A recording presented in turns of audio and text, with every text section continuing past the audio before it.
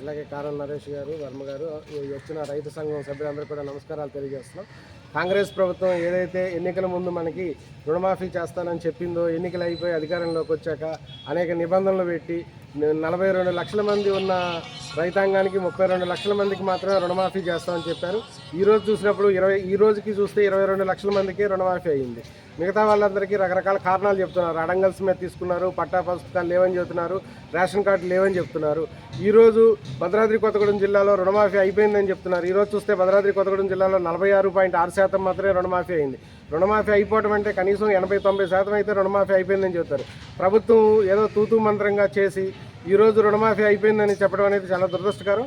తెలంగాణ రైతు సంఘంగా మేము చేసే డిమాండ్ ఏంటంటే ఎటువంటి షరతులు లేకుండా రుణమాఫీ చేయాలని కోరుతున్నాం. అట్లాగే రేషన్ కార్డులని ఈ రుణమాఫీకి వర్తింపజేయకూడదు. ఎందుకంటే గత ప్రభుత్వం రేషన్ కార్డులు ఇవ్వలేదనేది మన ప్రజాపాలనలో దాదాపు 90 లక్షల దాకా రేషన్ కార్డులకు దరఖాస్తులు వచ్చినాయి. ఆ దరఖాస్తులను ఇంకా ఆ రేషన్ కార్డులు ఇవ్వలేదు. ఇవ్వకుండానే మనకు తెలియకుండా ఈ నిబంధనలను అమలు చేస్తున్నారు. దీని పట్ల కూడా మేము తీవ్ర వ్యతిరేకత వ్యక్తం చేస్తున్నాము. అట్లాగే ఏదైతే ఎన్నికలకు ముందు చెప్పి 2 లక్షల రూపాయలు రుణమాఫీ చేస్తా అన్నారో ఈరోజు ఆ 2 లక్షల రుణమాఫీ చేయాలా? RBI నిబంధనల ప్రకారం ఒక రైతుని పంట కాలంలో రుణం అడగకూడదనే నిబంధన ఉంది.